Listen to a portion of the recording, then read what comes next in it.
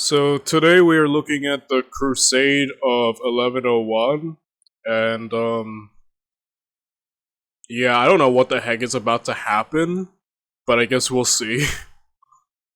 Over the course of this long story, we went over many misconceptions, but now we will tackle the biggest one of them all. For many past and present historians, the Battle of Ascalon was the perfect place to end this chapter. The crusade was a miraculous success, Jerusalem was taken, and some of the chroniclers went home. This simplistic notion, somewhat cultivated by the historians of old and new, ignores that not a single one of the main characters was brought to the conclusion of their story. Raymond was scorned for being overlooked as a new monarch. Alexios was yet to react to the capture of Jerusalem and expected the promises given to him by the Crusaders to be fulfilled. And Godfrey, who was just crowned, had not proved himself as a ruler yet. Bohemond's squabbling with everyone around him continued, the Fatimid leadership hadn't lost its resolve, and the Seljuk Sultan of Rum, Kilij Arslan, still lurked in the Anatolian mountains. But arguably, the biggest oversight of so many historians had to do with the response of the West and the fate of the expedition we now call the Crusade of 1101, which is why it is an often forgotten chapter of the Crusades. Following the return of many crusaders who spread their adventure stories, many more now wanted to make their pilgrimage to the Holy Lands. The Archbishop of Pisa, Dagobert, was particularly eager as he saw the opportunity for his republic to expand its influence to the east, a move already made by Venice and Genoa. After being appointed legate by the new Pope Paschal II, he set out with a fleet of 120 ships in the autumn of 1099, stopping and plundering the Byzantine islands of Corfu and Kefalonia along the way. Alexios rolled his eyes once more as he had to deal with plundering Westerners and mustered his fleet. After a few skirmishes, the Pisans decided not to pick a big fight with the Byzantines and sailed east, eventually landing in Antioch. There, Dagobert gained the support of Bohemond and then finally arrived in Jerusalem a few days before Christmas in 1099. Almost immediately, the Archbishop was accepted by most of the Crusaders as the new Patriarch of Jerusalem. Notably, the only major prince against this act was Baldwin of Edessa, replacing Arnulf of Schock. This strong connection to Pisa meant that the Crusaders now had a direct line of communication and supply with the West, and no longer had to rely on Byzantine shipments. It was in the year 1100 that the new Outremer states, meaning the states beyond the sea, as they were actually called at the time, would be set on a completely different path. In May, Raymond abandoned the Levant and sailed to Constantinople, where he asked Emperor Alexios for aid to carve out a state of his own in Tripoli. Similarly, after an Armenian soldier of fortune, Gabriel, captured the city of Melitene from the Turkic Danishmendids, Bohemond also received a request for aid from him. Using the overall chaos, Alexios began to slowly put on pressure, asking the Norman to fulfill his oath and relinquish Antioch, and this would be the moment when the two came to blows. As Bohemond wasn't budging, Alexios acted swiftly, sending his fleet to capture two critical Cilician ports, Seleucia and Kourikos, off the coast of Cyprus. In response, Bohemond replaced the Greek patriarch of the city with a Latin one, and what had so far been a cold war quickly turned hot. Bohemond needed to expand his base, and so he decided to fulfill his oath to help Melitene. He took his army and made his way toward the city, hoping to eliminate the Danishmendids. Unfortunately for him, however, his luck had run out. The steppe riders, who had a profound knowledge of the terrain and which passes to occupy, lured him into a trap and captured him at the Battle of Melitene. Oh my goodness. His followers were killed and he was moved to Neo Caesarea. Alexios offered to pay 260,000 gold pieces to get his enemy into custody. Okay, so this is an interesting development. I'm kind of glad we're still going because, yeah, Kings of Generals was right. Like, we haven't wrapped up everyone's story and what the heck happened to everybody. So, I'm really happy that he actually is covering it. And, And again, with Alexios, like, Alexios kind of helped put all of this into motion because he wanted help for these people, or at least the West, in, like, taking Anatolia back, but they only got, like, a bit of Anatolia, I mean, a good portion, but still, you know, before they just went off to go start their own kingdoms, essentially, their own states. And Bohemond, I'm surprised by Bohemond. Bohemond kind of proved to be kind of the best general of the group. Like, his success was amazing, so that was a bit shocking that he managed to get caught like that, you know? But yeah, he's starting to mess with the Byzantines, and yeah, I think the Byzantines are, I think they may have realized already, but the Westerners aren't help, they aren't friends. Like, there's potential enemies as the East, except, you know, like I said, Alexios never had control, it was more guiding them, or directing them, but now that things are settling, I think he's starting to realize, yeah, these people aren't actually there to help him, or never were there to fully help him. So yeah. Well over the 100,000 they initially asked for, but the Danishmendis refused, as they preferred Crusaders to the Byzantines as their neighbours. In his absence, Tancred took charge of Antioch, and was busy defending the city from a series of opportunists. Alexios surrounded the city on either side by taking hold of Cilicia and capturing Latakia in the south. While the Eastern Romans were squeezing Antioch, Godfrey was busy expanding the Kingdom of Jerusalem to the south, making Acca, Jaffa, Ascalon, Asaph and Caesarea tributaries. But then he suddenly fell ill. After fighting off the sickness for a month and a half, he finally succumbed on July 18th. Wow, so that's how Godfrey goes out. Sickness. You have to give it to Godfrey. Him and, I guess the most successful of them, I mean, maybe not the most successful, but the one who had probably one of the smoothest transitions was Baldwin. The dude really just inherited a kingdom and just chilled the entire crusade in Edessa. Like, he might have had it the easiest, but Baldwin might come second in terms of he got Jerusalem, the main place that everyone wanted, and basically founded the Kingdom of Jerusalem, so again, probably has one of the better legacies as well from all this. Ending his almost 1-year reign. This nearly caused a civil war, as his supporters rushed to secure every tower in Jerusalem before the Pisan Patriarch could fulfill his dream of annexing the city for the papal state.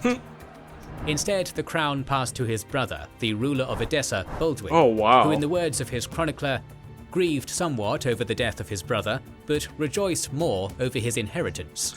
Baldwin's not a good person. Like, he's kind of like, how do you say?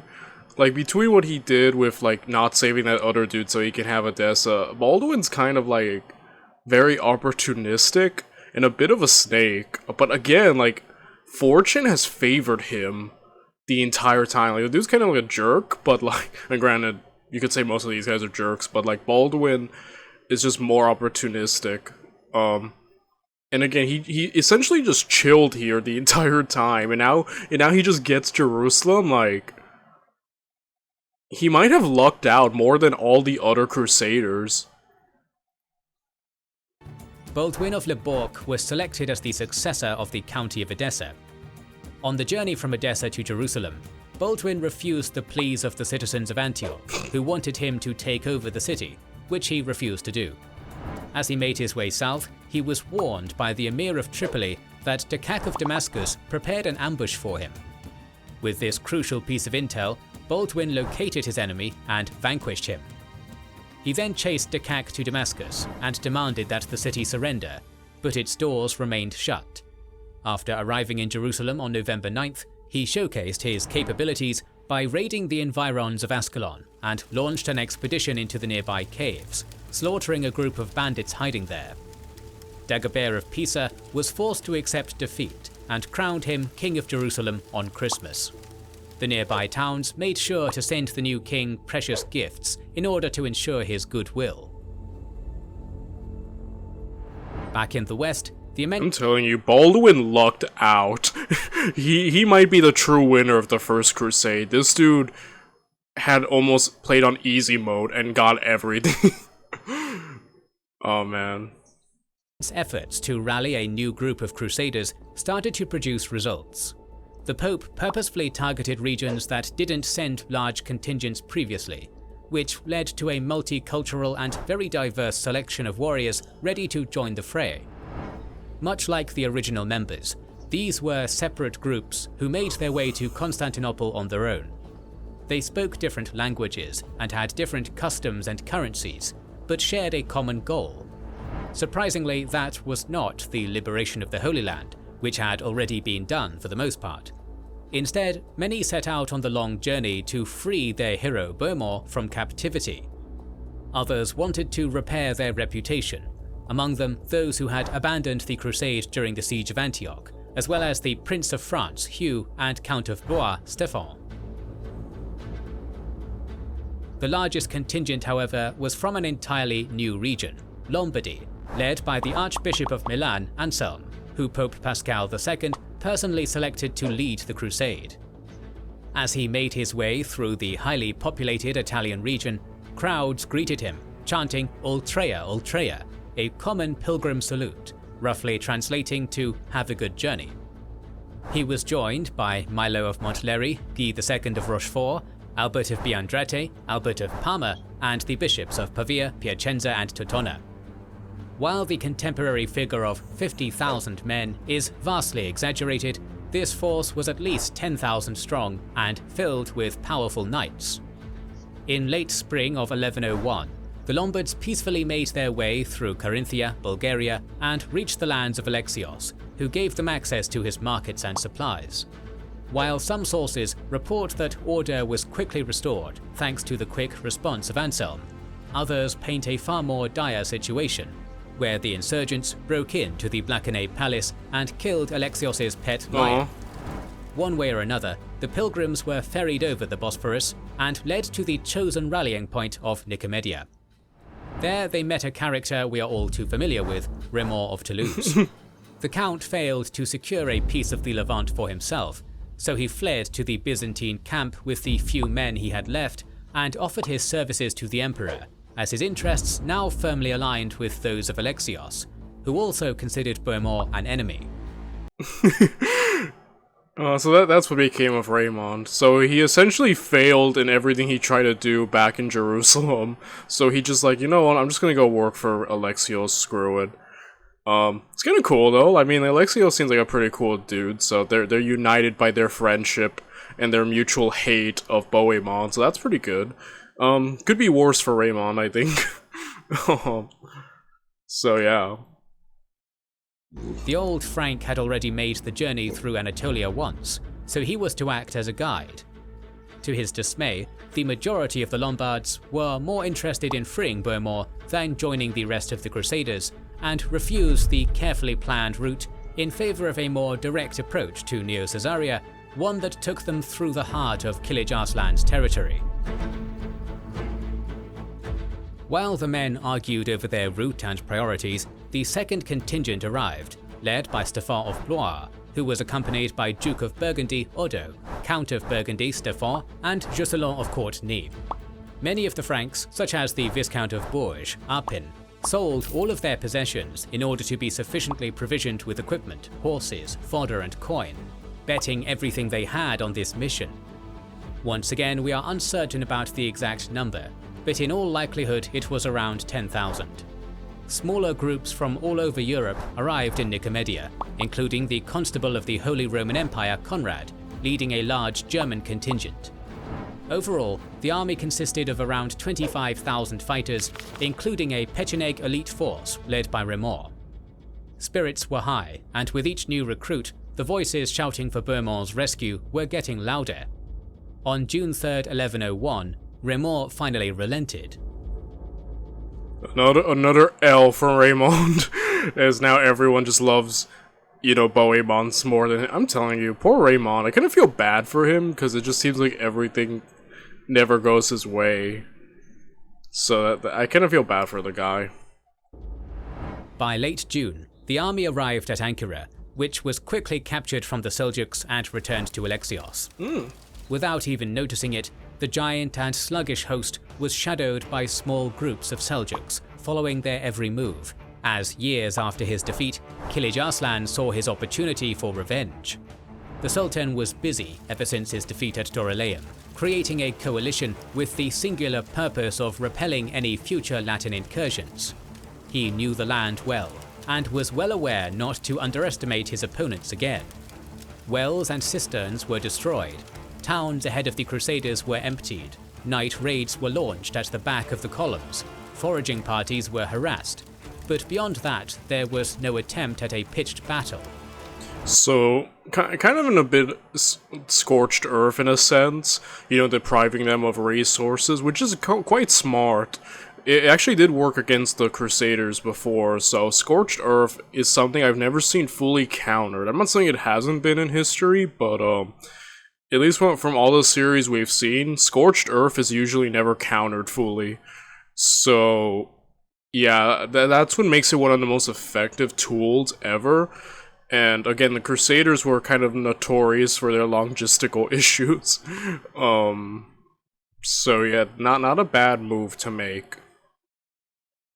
The Westerners now made their way towards the safety of the Black Sea, bringing them to the territory of the Danishmends, who, alongside Ridwan of Aleppo, were part of Kilij Arslan's alliance.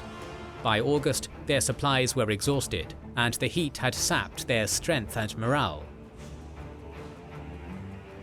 As the Crusaders approached Mercivan, they were organized into 5 divisions. The Lombards in the vanguard, followed by Remor, his Pecheneg riders, and the Burgundians, the Germans behind them, and lastly the French. The horses were weak, the equipment heavy, and the army size made them slow down to a crawl, with communication between the different contingents extremely difficult due to distance and language barriers. Meanwhile, the nomadic warriors worked as one in the land they had known since their childhood. And yeah, it looks like they're walking into a type of ambush with these hidden contingents up here and there. Looks like they might just get jumped on both sides right now. On the first day of this drawn-out engagement, Kilij Arslan cut off the separate armies and surrounded them after a feigned retreat maneuver. On the next day, Conrad led the German force in a failed raid that cost many lives. Unable to return to the main host, the survivors took refuge in a nearby stronghold, while the rest began to fear that Conrad betrayed them. The third day was uneventful, but added to the pressure and anxiety, which was drowning the Crusader camp by this point. On the fourth day, the Crusaders attempted to break out of the encirclement, inflicting heavy losses on their Seljuk enemies at a high cost. But then, on the next day, Kilij Arslan was joined by Ridwan of Aleppo and more Danishmendid princes. Yeah, kind of like the Battle of Dorydelum, I believe it was, where the Crusaders got surrounded. Seems like the Turks are doing that once again, but this time it doesn't seem like reinforcements is coming for the Crusaders since they're all together this time, it seems. So that this one might not go out well. I'm getting a bad feeling. The Lombard vanguard was decimated, sending the Pechenegs in full retreat. Before long, the French and German contingents broke all cohesion and began fleeing. Remor fell and was left trapped, but Conrad and Stefan helped him, and together they made their way toward the coast. The camp was captured, where the nomads found many priests, women and children that they enslaved. Those who didn't possess horses, particularly the Lombards, didn't manage to go very far, as they were hunted down like wild game by the Seljuks. What a disaster. What a complete disaster, dude. So I think after the success of the first crusade, a lot of the subsequent crusades were kind of notorious for not being as successful as the first, and I think we're starting to finally get there. Yeah. I'm kind of happy that Raymond survived, though. Like I said, I've kind of become more sympathetic towards him, because he just keeps taking L's. I'm like, oh, kind of poor dude. But, I thought surely that's where he was gonna die when he got injured there, but kind of cool that they rescued him, so that's kind of cool. Raymond, Stefan of Blois, and Stefan of Burgundy fled to Sinope and sailed back to Constantinople. Anselm and Odo both died from the injuries of this battle, and the Holy Lance found in Antioch was now in the hands of Kilij Arslan. While one army was ambushed and annihilated, another formed back in Constantinople as more groups arrived. William, Duke of Aquitaine, Welf, Duke of Bavaria, William, Count of Nevers, and lastly the French Prince Hugh of Vermandois assembled, were given gifts, and swore oaths to Alexios. Together, yeah, Alexios is still trying to get those territories. How much money do the Byzantines have? The amount of gifts that Alexios has been giving is insane. I'm like, how's he not bankrupt? Like, man, the Byzantines, I know that they were famous for their wealth, at least in the sense that they would often just pay tribute to people to leave them alone, but I'm like, dang. Like, yeah. He's essentially just buying everyone, so I don't know. They had over 30,000 troops. The Count of Nevers was in no mood for waiting for the second group to ride out together, knowing there were others on their way to glory, so his contingent left Nicomedia and headed towards Beaumont. He came very close to the First Army on numerous occasions, but never caught up to them. At one point, he managed to lay siege to the Seljuk capital, Iconium, in mid-August, while the Sultan was distracted, but to no avail. Soon after he gathered the spoils from Mercivan, Kilij Arslan made his way against this new threat, and ambushed William at Heraclea Cabistra.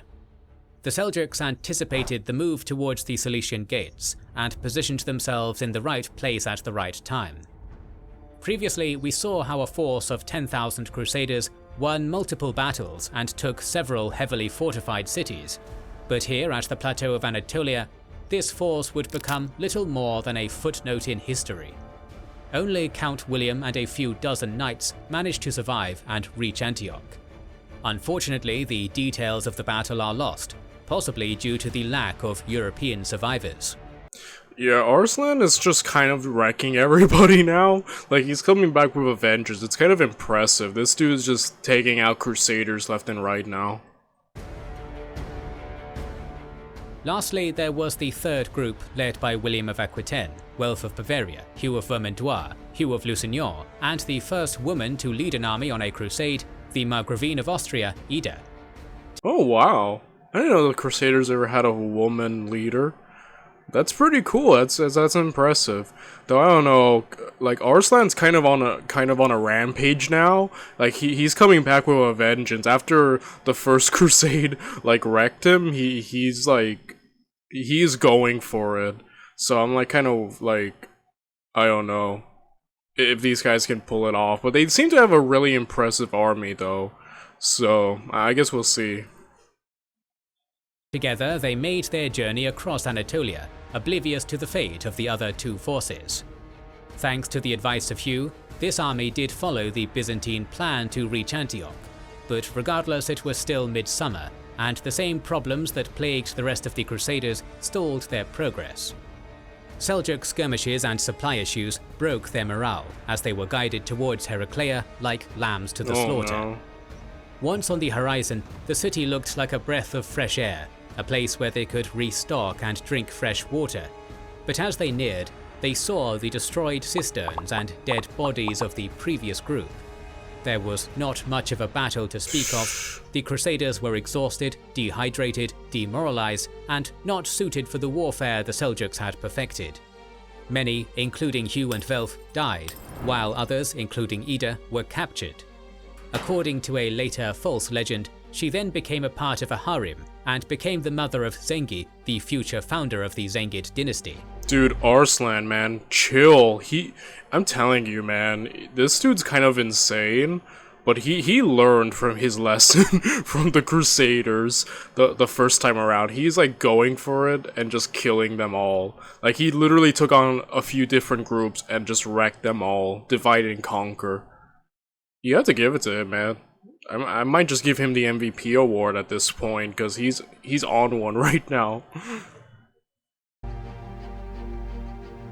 While that claim was completely false, we cannot ignore the impact these expeditions had on the minds of the Western world. When they set out to the east, the Lombards were discussing plans on how to march on Baghdad, but in the end, this calamity reshaped the borders and mentality of the Christian world. In terms of numbers, the Crusade of 1101 is amongst the largest Crusader forces ever assembled, behind the First and Third Crusade. One can only imagine how big of an impact all these knights would have had on the depleted Crusader states, who were in dire need of reinforcements.